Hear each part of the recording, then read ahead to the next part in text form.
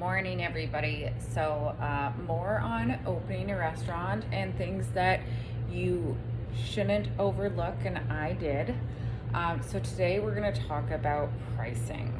So, like I said, never opened a restaurant before, never ran a restaurant before, never had to do pricing. So I did like break down all of my costs for our meals, like what one top would cost with the box, with the spoon or the fork. I did not calculate takeout bags. That's definitely one thing I should have done because takeout bags cost money. Everything costs money. I calculated all of our meats and everything that would go on it. Besides two meats that we have, our pulled pork and our banh mi chicken, we use tongs. So there's no real way of putting the same amount on every single time. So that's kind of crucial. With our hamburger, we do use a scoop. So the scoop is the same every single time. I was able to somewhat calculate that with what I thought calculations should look like. I also thought it was a smart idea at the time, and now I have no idea why, was to take into factor other people's pricing. So like, say like we're we're tachos, so we sell tater tot dishes, which are like poutine, you know what I mean? So I looked at New York fries and Taco Time and things like that to price what I thought was reasonable. I also didn't want to like gouge people for their money. This day and age, you have to. But so one thing that I did was that, and that was completely wrong. I should not have done that because so like I had our dish at like, okay, it's gonna cost like $2 something to make for our dish, so we're gonna price it at like the $8 that or the $8.50 or whatnot that Taco Time sells, or the $9 something that New York Fries sells.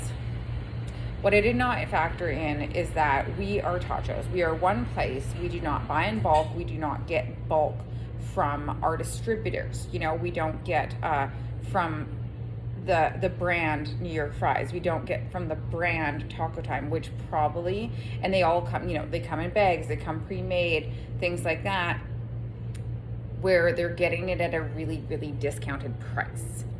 I did not factor that in. So therefore, we didn't lose money for the first year, but we weren't getting the money that we needed to sustain a restaurant.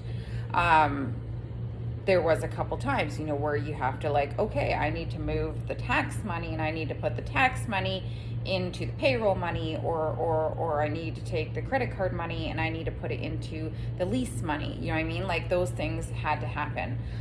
So as of like January 1st, this year we had to put our prices up to more reflect the money we use to purchase. So that is one thing, is you really need to look at your pricing. Even sit down with like an expert. Like I had experts even telling me that was too low, and I was like, nope, I got this, I'm smart. No, I did not get that at all. So that's what I really want to just press on you today, is that you need to have the right price point. You need to be counting for, we have vegan mayonnaise. If you have a specialty item, we have a vegan meat. These things cost me more money. I have to buy gluten-free soy sauce, which I can't get in a huge tub for like $10. I get a small tub for like $19.50. Those things you have to calculate. You have to calculate all the way down to the cent.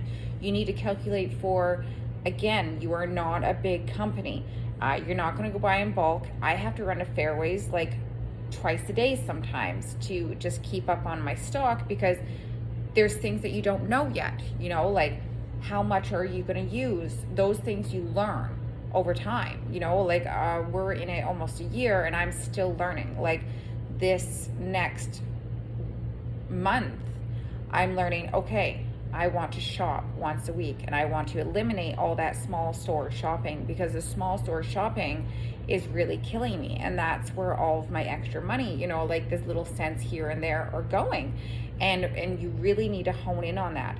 So when making your pricing at first, you need to factor in these things, because you are going to run out of food. You are going to have to go to someone that's not a supplier like Sysco or Gordon Foods. You're going to have to go to them, and when you do, it's expensive. Like today, we need to buy vegan mayonnaise. I get especially mayonnaise, so we need vegan mayonnaise. So my husband, instead of going to the store across the street, because our order doesn't come until like 4 o'clock and I have no sauces, so he can't just go to the store across the street because the vegan mayonnaise only sells in the little jugs. He has to go all the way into town in Victoria, like a 25-minute drive, to get the large vegan mayonnaise. But also, those vegan mayonnaise are $40 a jug, $45 a jug, right? And it does one sauce. So that's something that's going to cost us today, and it's going to reflect in our being able to pay payroll, being able to pay lease, being able to pay the hydro bill. These are things that you really need to factor in on. I cannot stress enough. But that is my little tip for today, and I will be back soon to give you more tips.